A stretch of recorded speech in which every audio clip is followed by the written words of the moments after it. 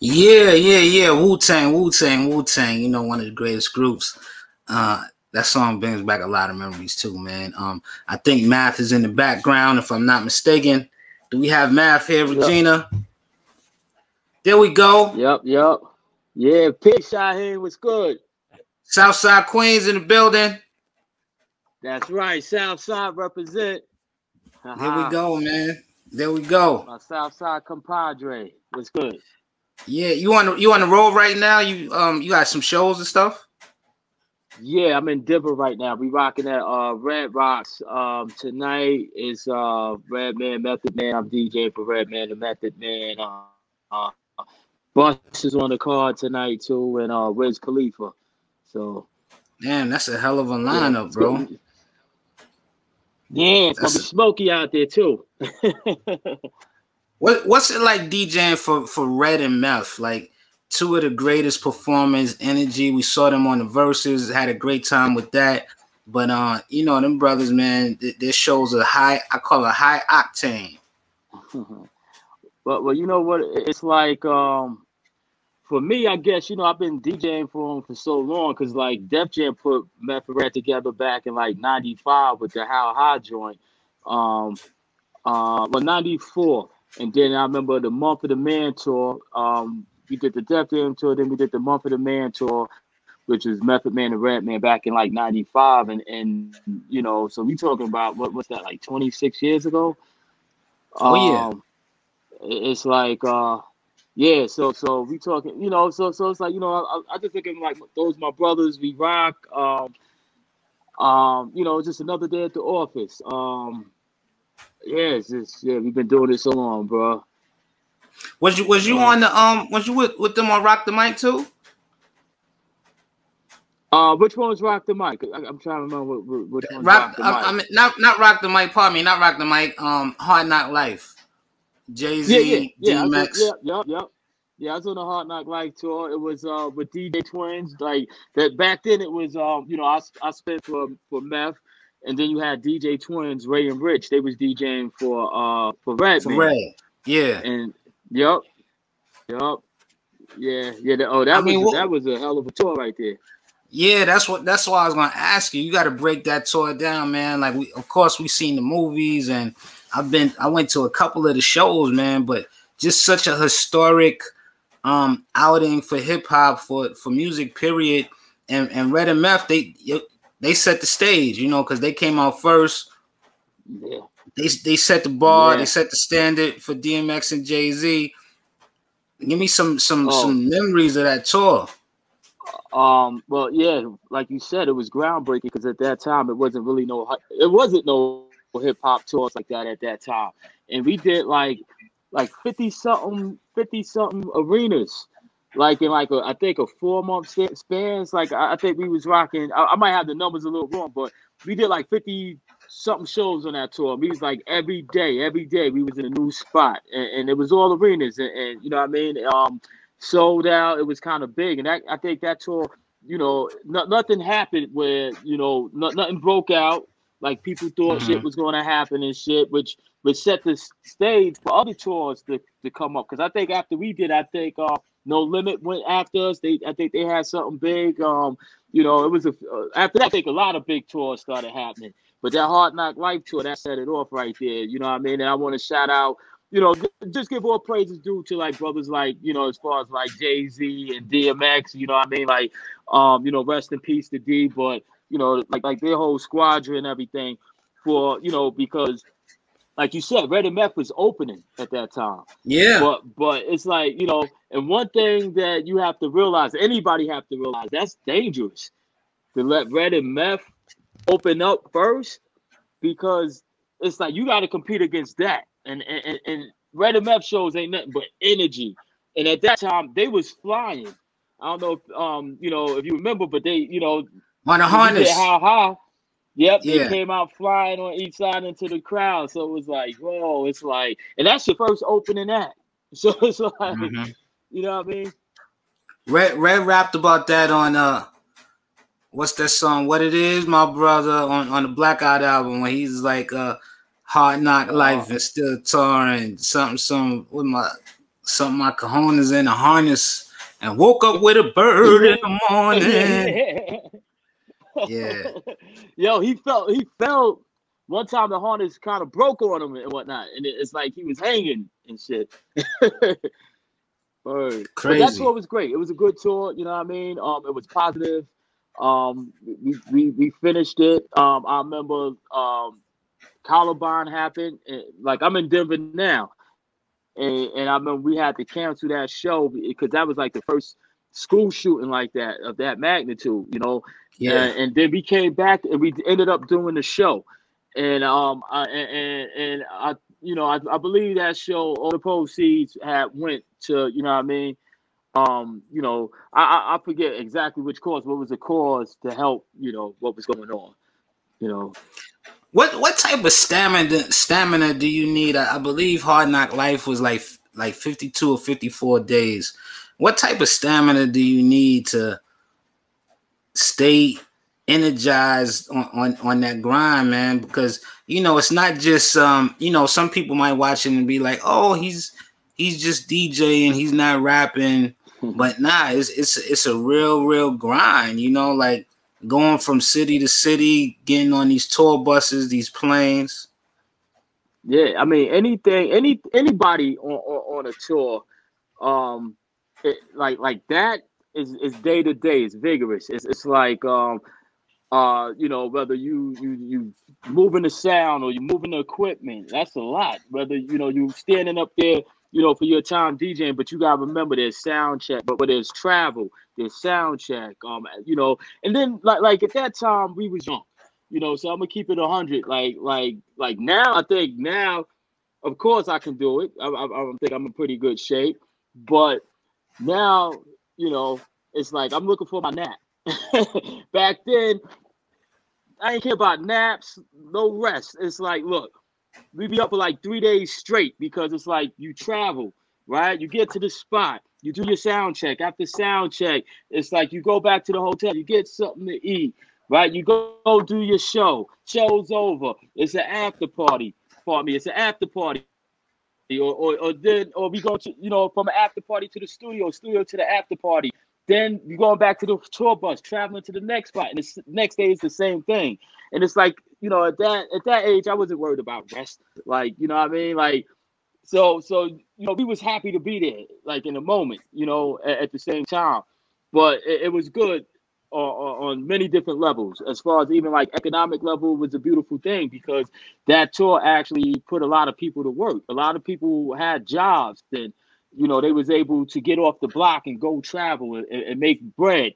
You know, just like whether you was somebody who was on the block, somebody's like, oh, you come out with me. I need you for this. You can do this. You can do that.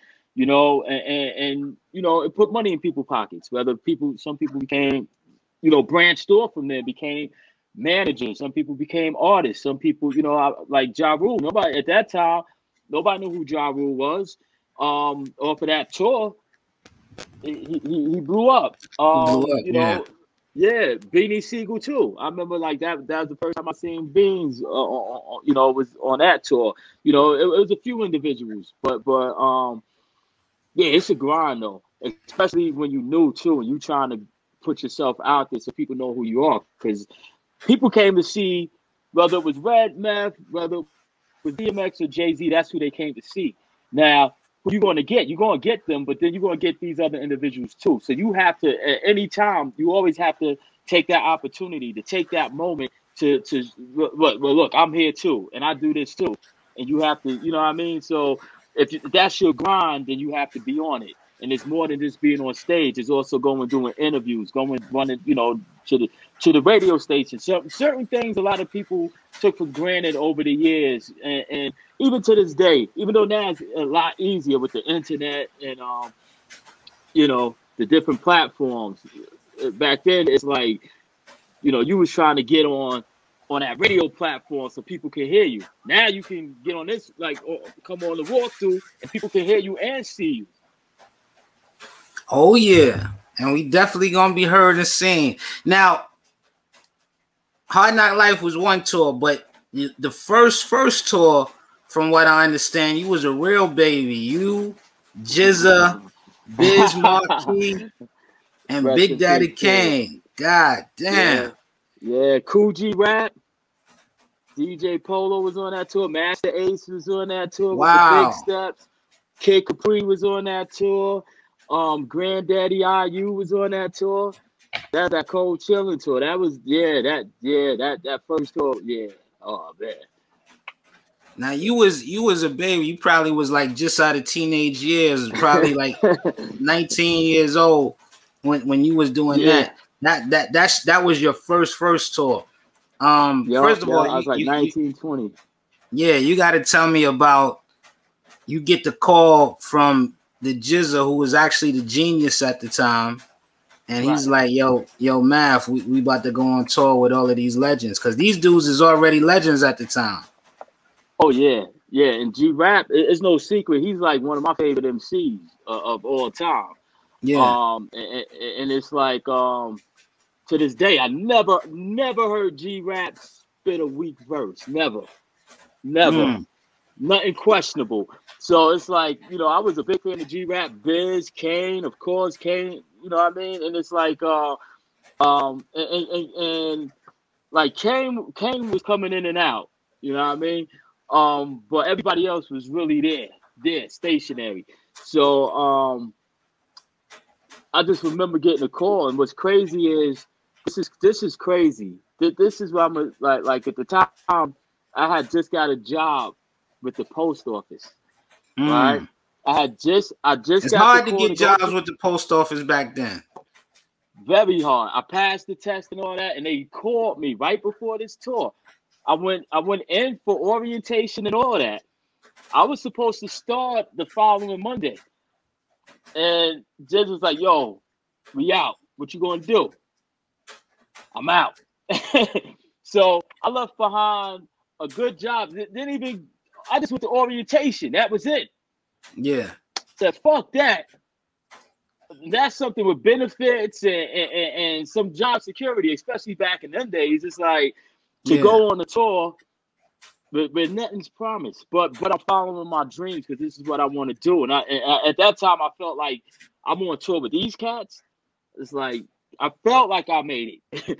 We just even though we was only getting, well, I can't speak for everybody. I know I was only getting per diem at that time, $35 a day. It's like, because it was it's called investing in yourself. Yeah.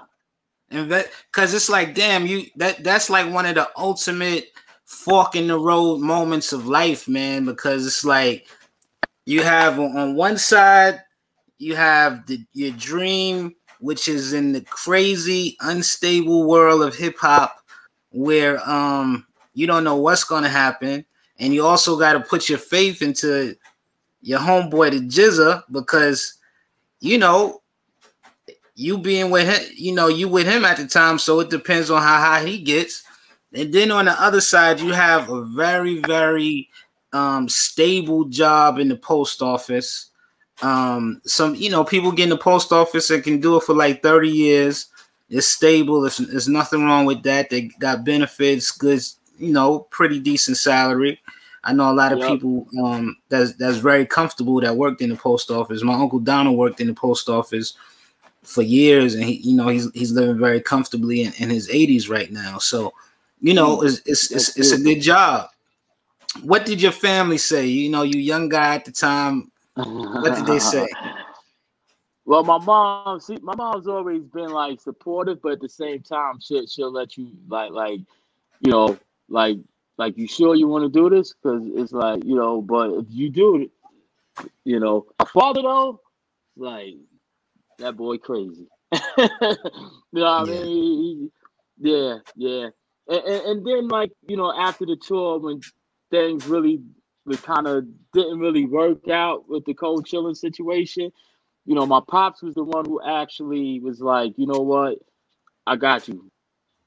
And he took me to work with him. And because back in the 80s, I did so, of course, I was DJing in the 80s. I used to do park jams, make money selling tapes. But I used to work with his other brother, Lord Sincere. My father was a carpenter, and his brother, Lord Sincere, I used to be with. He's a carpenter too, so I did carpentry work.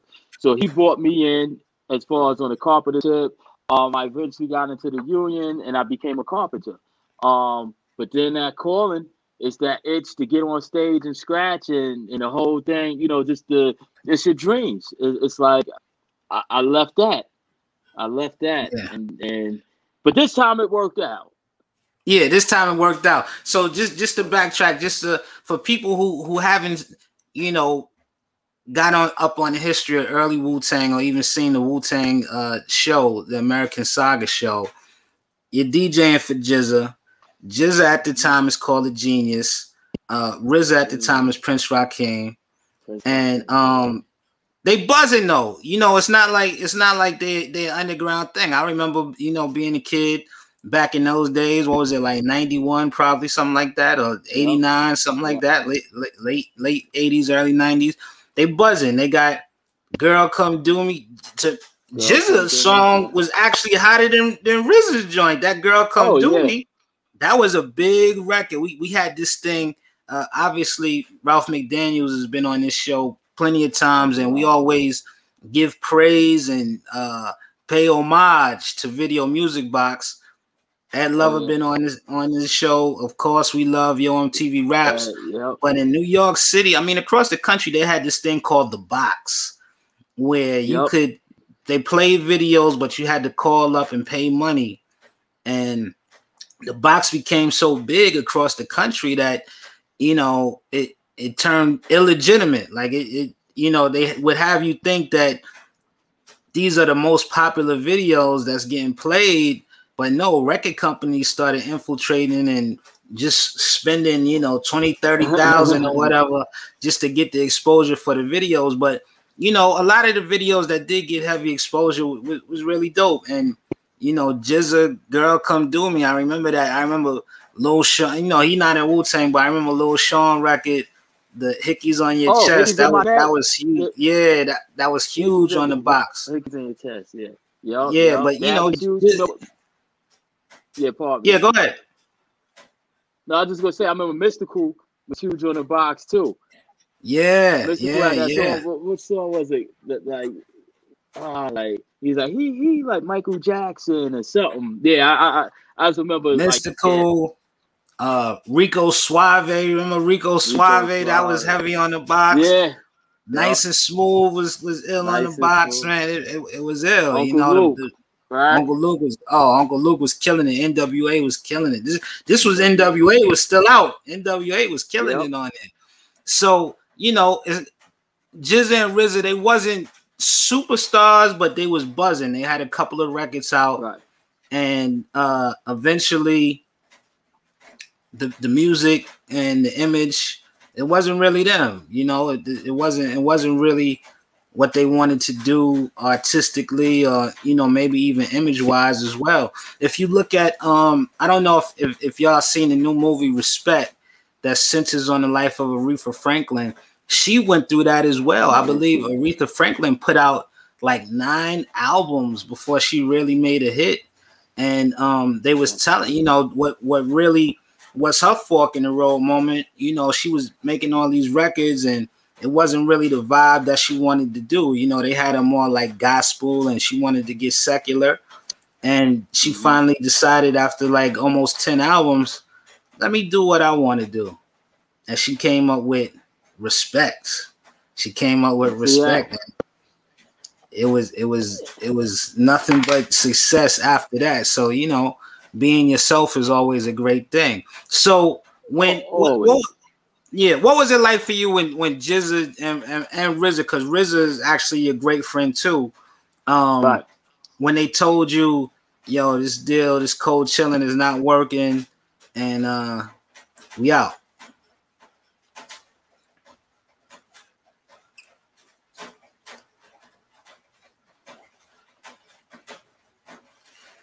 We froze up a little bit. We okay, there we go. So what was that moment?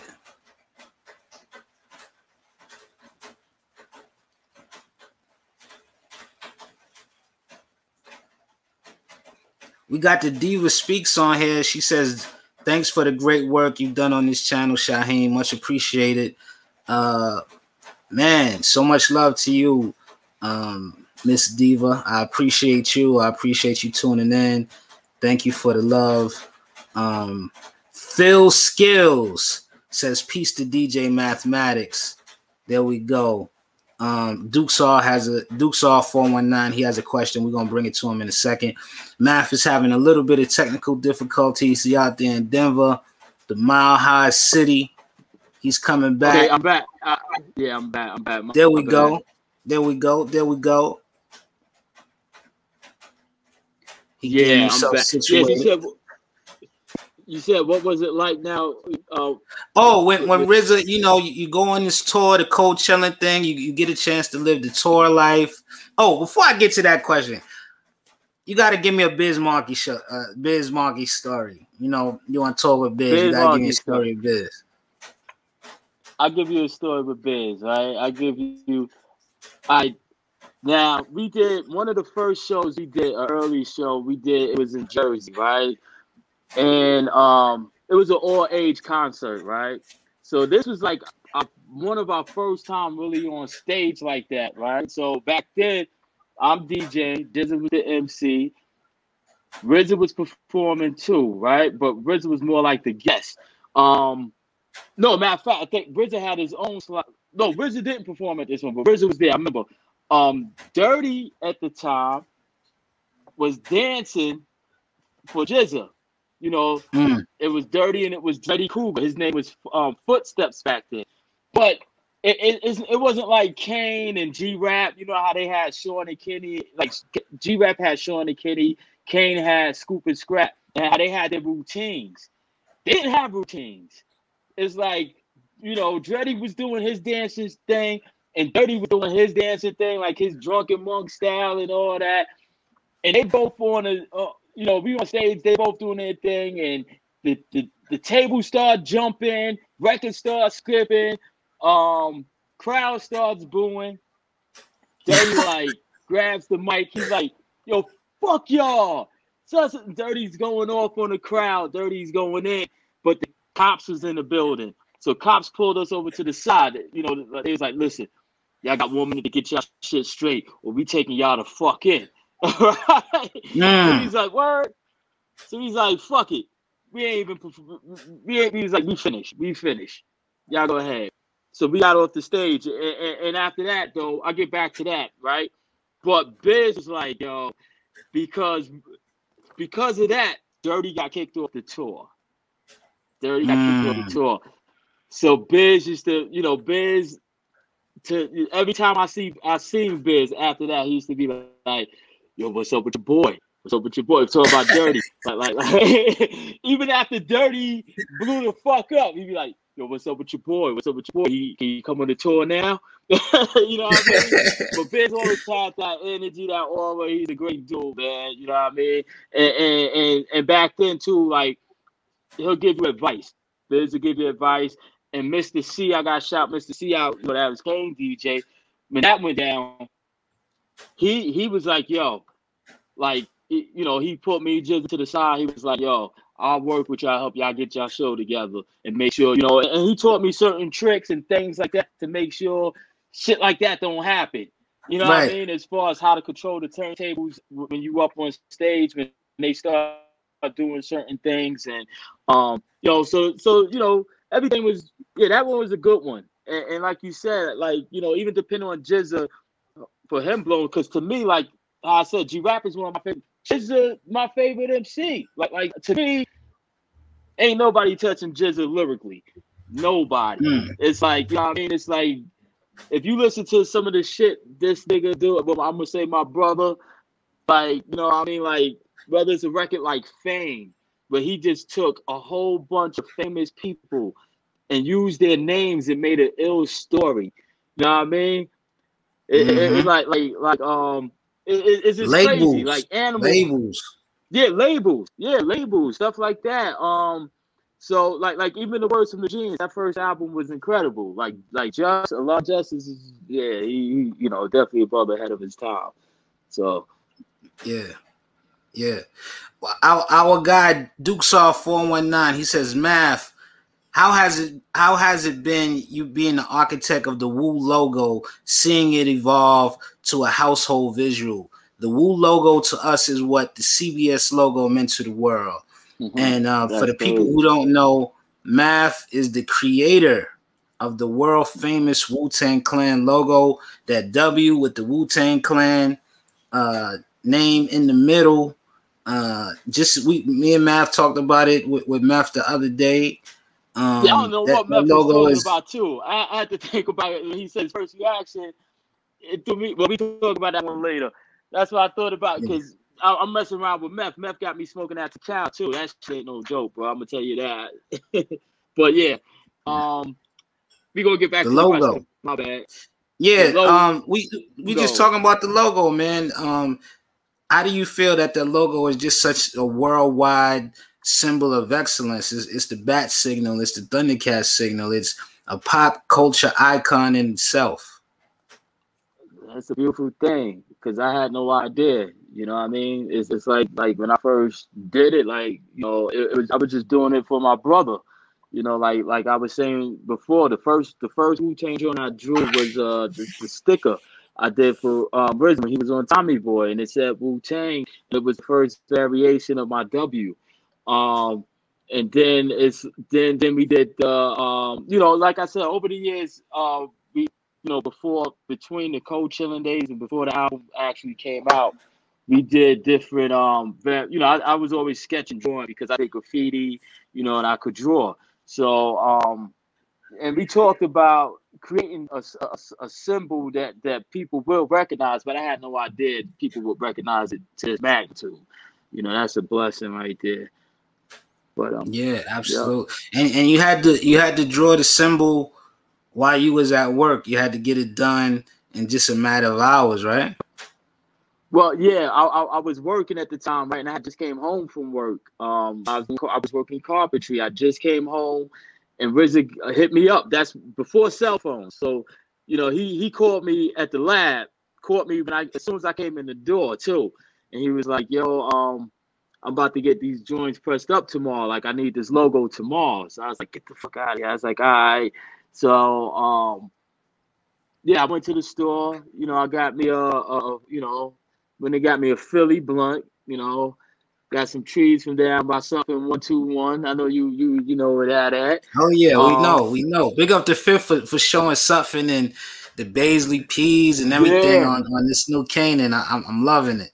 yeah, Canaan's fat. Yeah, yeah, I'm definitely watching that right there. And I was living in 40 projects at the time. So I went across the street to the store on 160th Street, right off Mm-hmm. down the block from South Road. Got me a 40 Mm-hmm. of Old English.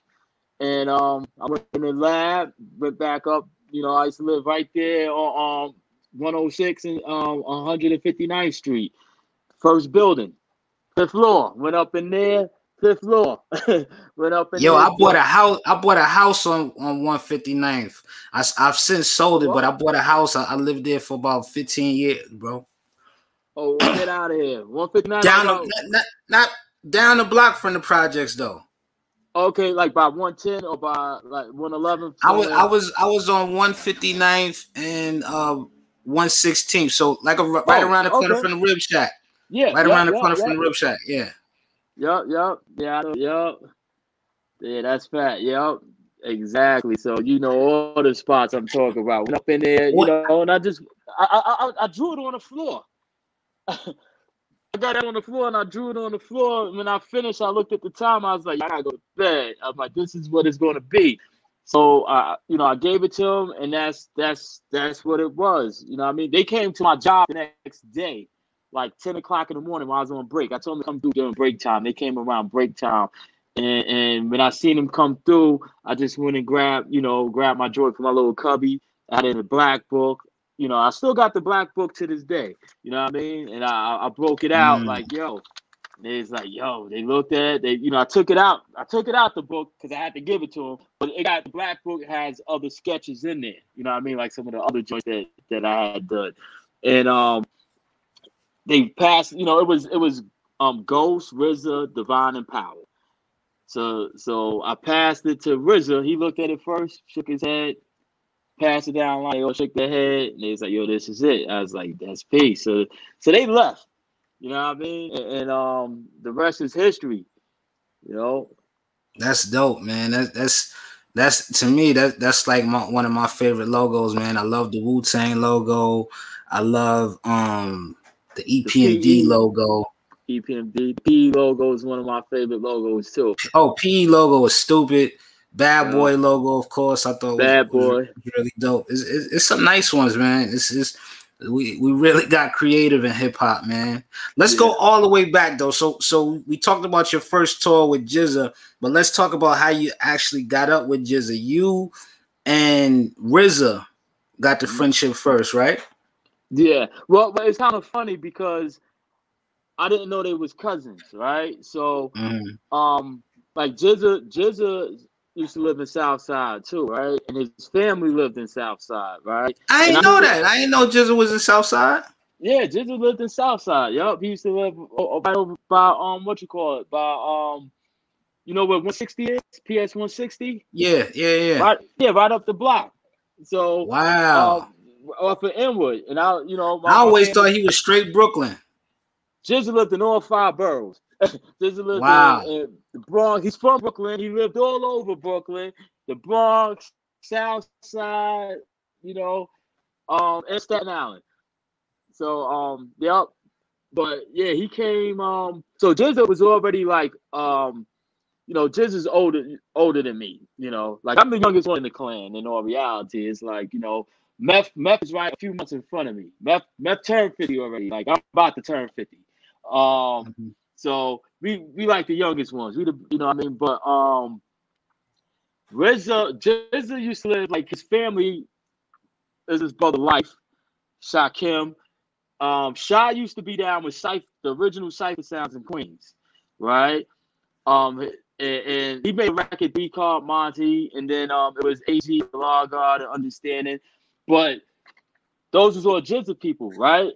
And my Enlightener, my brother Infinite, him and Life was like this.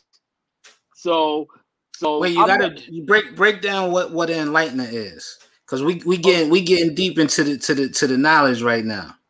okay, so Enlightener, when you get knowledge of self and you come into the proper nation, it's not like one day you decide, oh, this is what I'm going to be. And you know, I'm gonna change my name, and you go out and you say, hey, my name is this now.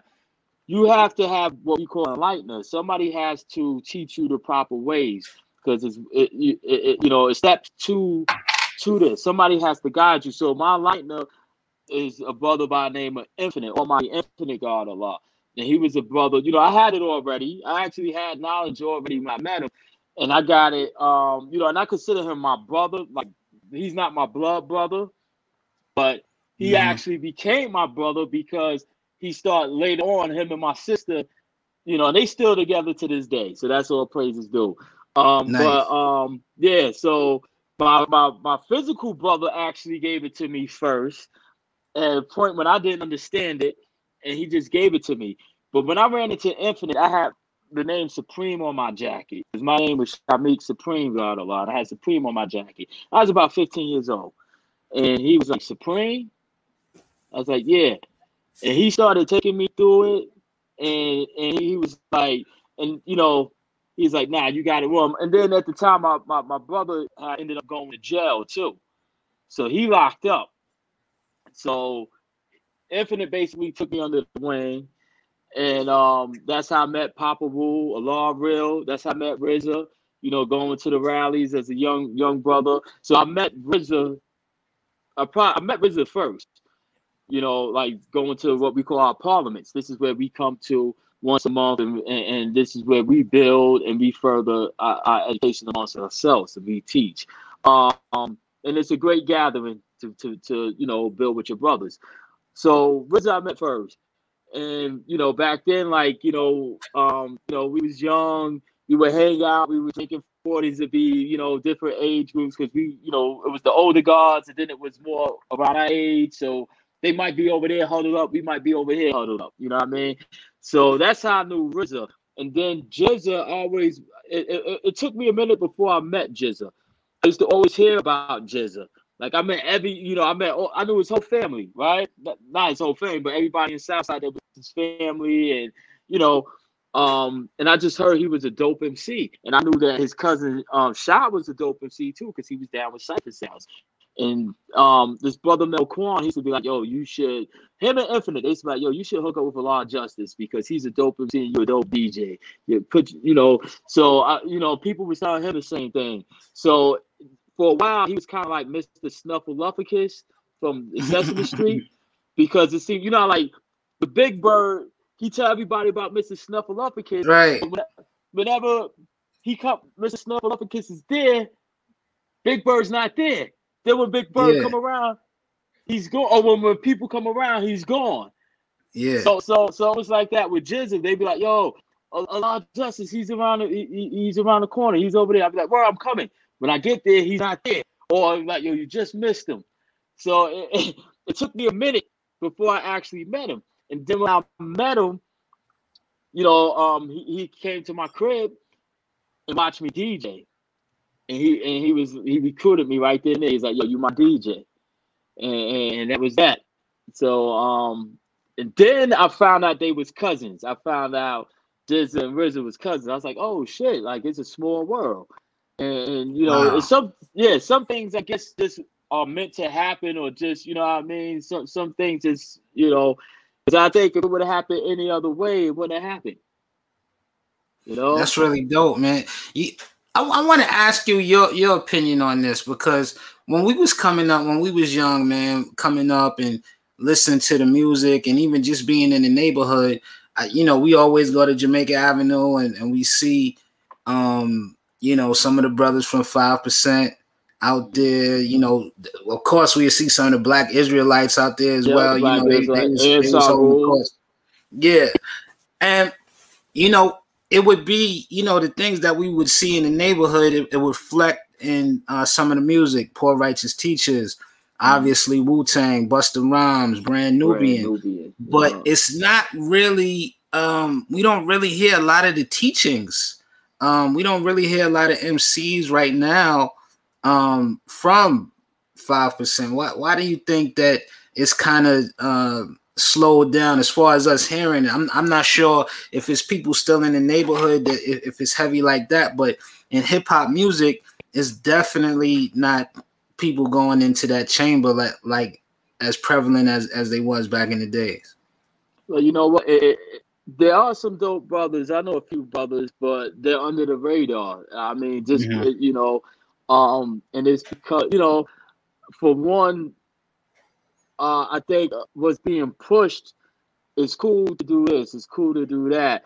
I mean, with us, it was a lot of us. And it's like we did things, we did the cool things too, but dropping ain't nothing cooler than having some knowledge of yourself. Yeah, right. Because this teaches you how to move, how to live, how to survive in certain situations. Mathematics to me always been a blessing. Because you have to learn. It teaches you to be very calculated about everything. Things flip over time. Just like the same thing with words. Just like Jiggy. At one time, when you say Jiggy, that was for the cops because it was Jake and the Fat Man. We slang it out to Jiggy. Then Jiggy became clothes. You know what I mean? Jiggy respect heat holders. Jiggy respect heat holders. Yeah, yep. So Homeboy. I was watching Uptown Saturday Night the other night, and it's like they was using Homeboy in there, but the first time he said it, he said Homeboy like he couldn't come out the house, like home. What's up, Homeboy? But I guess we flipped it kind of to like, what's up, Homeboy? Like right, it became right. So we switched it up. Yeah, they switch things. So certain things that just like who Jay-Z said, like, we respect the shooter. You respect who got shot. You know what I mean? Because when we grew up, everybody wasn't shooters for one. And if somebody shot somebody, it was a damn good reason for them shooting them. Or some cats just ain't play. It's like, well, hold on. And it wasn't reckless. Like now everybody, it's clout, it's recklessness, no type of regard for life.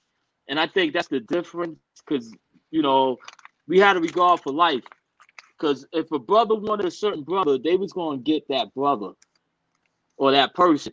You know, everybody's not a brother. I'm gonna say that. So I would say they, you know, they might get, because some people do need to be got. I'm not, you know, I'm not advocating violence or nothing like that. But you look at some people that's out there. That, some people need to be in jail. Some people are sick and need to be in a hospital. Some people, you know, you got rapists out there. You got murders out there that kill people for no reason. That need to be held accountable. You know what I mean? So, but you, I mean, you go to Dubai. Dubai, there's no gates on the stores. There's no gates. It's glass. They're like, go ahead and steal something if you want, because what they're going to do, they're going to chop your hand off. You won't steal again. It's, you know, so a lot of people don't agree with eye for eye, leaves everyone blind. No, it doesn't. Because when you see somebody hand cut off, you're going to think twice about robbing or stealing something. So sometimes, you know, certain people, you know, handed out justice. We say justice. Justice is one's just reward or just penalty for their actions or deeds done. And it's basic karma. So sometimes what goes around comes back around, and sometimes you need an executioner, or you need somebody to do. And I'm not advocating no type of violence or nothing. I don't want nobody to get that, you know, misconstrued or nothing. But just explaining how the mentality of back then of how certain individuals were opposed to today. Yeah, and you know, a lot of brothers from that study part of the 5% Nation was helping to not just police their own neighborhoods, but just dropping jewels on the youth. Even if you wasn't a part of that, even if you wasn't a part of 5%, like, you know, my name, Shaheem, I'm not a 5%er, but my name was inspired by somebody that was 5%, because, you know, a lot of them brothers back in them days, especially, was positive. They was on a positive note. It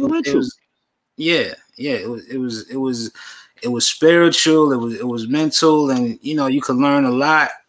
And I think by some of those messages not being in the music, I think. But that's what I'm saying. They flipped it. They took it out because once you have a certain degree of knowledge, you're not going for a lot of things. You're not going. So it's like, yo, we got to get these motherfuckers out of here. So let's push this. Let's push that. You know, and it's like some people could say we did a lot. Like we pushed certain images that wasn't 100% positive. And yeah, but you know what though? Sometimes you gotta come to the people as the people, because that's how they listen to you. Because you always have to drop a jewel. Sometimes, like somebody could be clean cut or whatever and come with the truth, and it's like, look at this square motherfucker. They ain't gonna listen to him. But somebody who's around you, look like you, sound like you, talk like you, tell you something that's beneficial to you, you will listen. You will take the time to listen, because you respect them. Yeah, and a lot of those people have also lived it, you know, like, so, you know, we could tell that you lived the life, and you might just have a little bit more experience than me, so I gotta listen to it, man. So I definitely respect that. I gotta ask you, okay, let's fast forward a little bit. One more thing. Go ahead. We're gonna keep it moving. Yeah. I'm gonna say this, and even with schooling, like I used to cut school, right, in high school. Why did I cut school in high school? To go to the library and deal with the gods. And they used to send me or give me homework, send me on missions. Like, you had questions, they'd be like, well, go look this up, go look that up. And you'd be like, why am I looking up the Crusades? Then you go look it up and you see, oh, okay, because they'll tell you, look up the Crusades, 1187. You look up what happened in 1187. That's the Battle of Hattin. July 4th, 1187. And that goes back to, you know, parts of Christianity and parts, like, because the Crusades was a 199-year war between the Christians and the Muslims. And it was the start of Christianity. But one thing, I learned more going to the library than I did going to school. I used to go to school and ace science tests, English, all of that. And I had teachers that still failed me because I wasn't present. And I dropped out of high school because of that. But I went back and I got my diploma. I went back and I did it for my moms. But at the same time, I dropped out because I was learning more here. They wasn't teaching me what I needed to know as far as world history, science. I mean, I used to debate with my teachers. Mm-hmm. And this show and Yeah. prove. And sometimes the teacher be like, how you know that? Well, you ain't teach me. Right. The older guards taught me. The older guards taught me how to cook. Yeah. I heard Dirty was really swift. Very swift. Book smart, of course. If you listen to some of the music, you know the brother was book smart. He was obviously in the library, but I heard he was so swift with the lessons as well. Yeah, very swift. Knew his lessons. Very swift. Put me onto some books. Dirty was very swift. We used to build a lot. Like Dirty used to, like, when he was living in Brooklyn, because like one point his words was in Queens, so he'd be at my crib a lot. You know what I mean? Like, he'd spend the night. Me and him be drinking 40s all night long.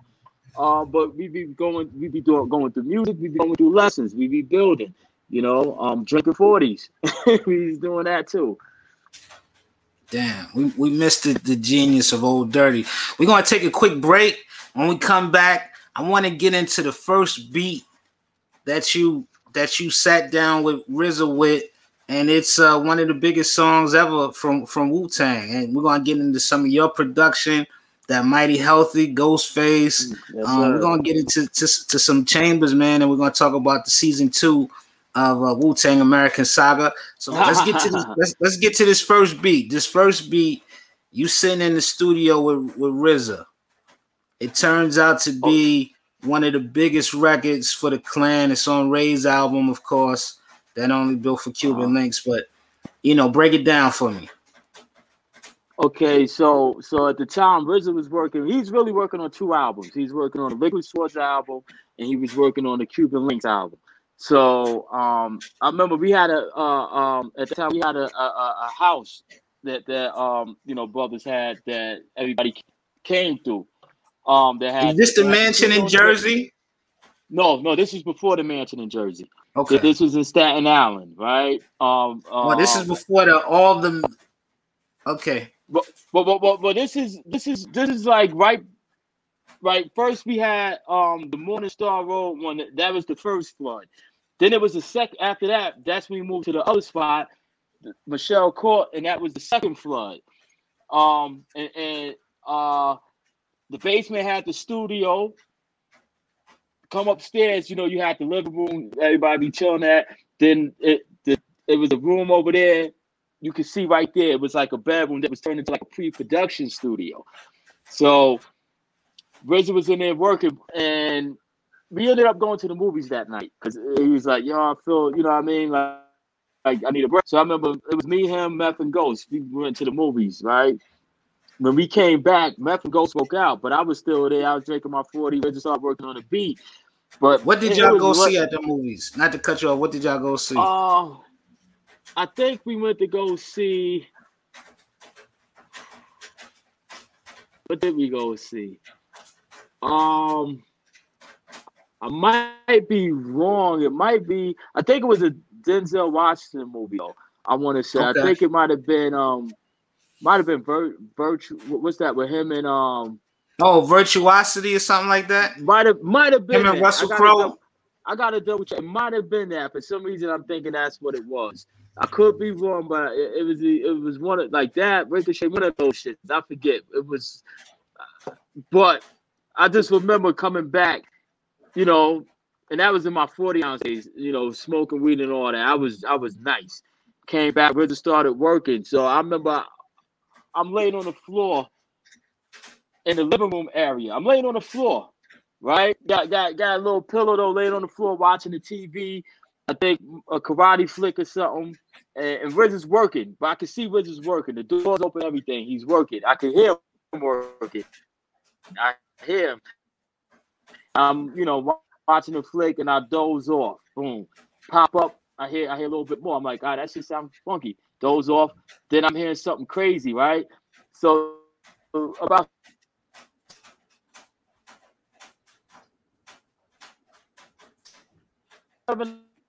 o'clock in the morning.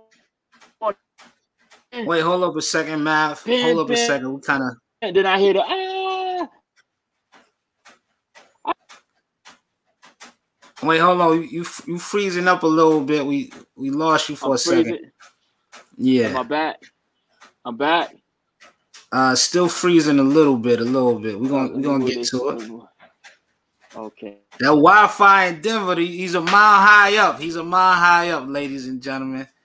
Yeah, mile high up. Yeah. All right, we're a little bit better now. You know what? Let's fix it. Let's go to the actual. Okay, wait. I think we good now. Now I'm hearing you good. You good? Okay, cool. Yeah. So you laying on the floor. You hearing RZA doing this beat. Yeah, and then like I'm hearing the progression and where it's going, and like a few hours later, I'm just hearing that bam, bam, bam, like that shit that we know as ice cream. That shit made me get up. I was like, yo, what the fuck did you just make this on? Like, how you do that? And he was like, he started breaking everything down. He's like, yo, I did it with this the ASR 10. And he started showing me like the shit it can do and all that. I said, you know what? I think I'm gonna get one of those. And I went and copped one of those. And that right there was it. I started producing after that. I went and got one of those things. And the crazy shit about it is we went and did a show somewhere, I think Chicago or something, and I had the owner's manual with me. So I'm reading it on a plane. I put it in the back seat of the shit, and I leave it. So I never had an owner's manual. So, but you know what? That's hip hop. That's how we learned everything. We learned everything just by doing anyway. So I had to basically just freestyle and learn it, and from what he told me, and just figure the shit out. That's like my show. If you remember, I know you remember, but if y'all watching this, remember The Greatest American Hero back in the days with William Catt, man, and I forgot his man name, Maxwell, but you know, he had the superhero suit, but he forgot he had the manual. He couldn't figure out how to do it, so he had to learn as he was coming along. The superhero suit that gave him the Superman powers. That was it. That's one of my favorite shows. One of the great theme songs too. So why don't we do this? We heard about how the beat for Ice Cream was made. Let's actually see the video for Ice Cream where they shot it right on Jamaica Avenue, right in the Coliseum. Did you have a hand to do with that? Them shooting in the Coliseum? Yo, that's the Coliseum. Yo, they shot it on my daughter's birthday too. She's that was like one of my daughters. That was her first birthday, and I remember it was a birthday party. You know, her mom's got mad at me because I broke out. I was like, yo, I'll be back. I'm jetting up here to the video shoot. to the college. I hope you didn't tell her what video was for, because you can't say, yo, I'm leaving and I'm going around all of these damn beautiful supermodels. I'll be right back. Math, I know you got to break out, man. We back, my brother. There we go. Here, we back. He getting ready. Showtime. Yeah, I gotta be on stage in a few. Yeah. We break out. What we're gonna do is, I think we're gonna have you come back. I spoke to my sister, Miss Gina. She said, you know, you down to do a DJ set. So we gotta come back. Maybe we come back next week. Let's bring in Ramon Dukes real quick too. Our producer, Mr. Ramon Dukes. Regina, if you could bring in Ramon. Yes. He's another Queens guy. Yeah, Queens in the building. He's coming in, but I spoke to the lovely and talented Miss Gina. She said you're down to do a DJ set. So I say, if you're with it, next Wednesday is another Wu Wednesday. We have you come back, do a DJ set, and we show some exclusive interview footage with Mathermatics and the one and only Cal, Mr. Method Man. Y'all with that? Everybody, y'all with that? Next week, Mathermatics DJ set going into some Wu bangers. Then we got Method Man coming. I say let's do it. How you feel about that, Math? Yes. I'm with it. I'm down. I'm here. I had to say peace to the God, assalamu alaikum, to the highest power. Alaikum salam. Yeah, you already know what time it is. I got somebody for you real quick. That's Gina, bro. Gina. That's Gina. Hey. How you doing? Mrs. Dukes. Good job. I was listening. Thank you. Oh, okay, all right. That's peace. That's peace. That's peace. Definitely. Beautiful. Thank you. Always good to see the God. Just had to, had to share the knowledge. I seen you was kicking that knowledge. I'm knowledge itself too. So I was loving that. You know what I mean? And much respect. You my brother. You hit me outside of that. We gonna build. Yeah, definitely. I hit you a little earlier. I know we was kind of missing each other, but let's definitely, get on the jack. Just hit me tonight or hit me in the morning. Yeah. Yeah, I hit you tonight after the show. Hit me tonight after the show. Yeah. Okay, cool. Good luck, my brother. Always good to see you. Always good to see the God. Thank you. Pleasure. Let's do it, man. Peace. Lost for words, bro. Same here, bro. It's always a pleasure. I be watching the Wu show and I be like, damn, I know they be referencing you and all that. I'm like, that's the God math. You know what I'm saying? Like that's dope that you're getting that respect and putting together the project and all that.